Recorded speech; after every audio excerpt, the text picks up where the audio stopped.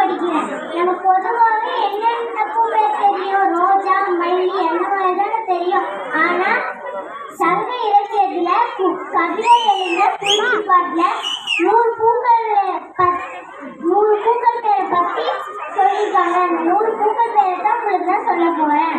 காந்தல், ஆம்பல், குவளை, குறிஞ்சி, வெற்றி, மணிச்சிகை, முந்தூர், பூவிலம், புள்ளி, பூவிலம், மடவனம், வாகை, குடசம், எருவை, தெருவிலை, கருவிலம், பயினி, வாணி, குரவம், பசும்பிடி, மகுளம், காயா, ஆவிரை, வேரன், சுழல், திருமூளை, குறுகிலை, மருதம், கோகம், கோகம், திலகம், பாதிரி, செருத்தி, அகரல், செண்பகம், கரண்டை, குளவி, தில்லை, பாலை, முல்லை, திடவம், வாழை, வள்ளி, நெய்தல், தாழை, தளவம், தாமரை, ஞாழல், மௌவல், கொகுடி, தேடல், செம்மல், திருசெங்குழலி, கோணல், கைதை, வளை, காஞ்சி, பாங்க, மரவம், கணக்கம், ஈங்கை, இலவம், கொன்றை, அடும்பு, ஆத்தி, அபரை, பகரை, பலாசம், பிண்டி,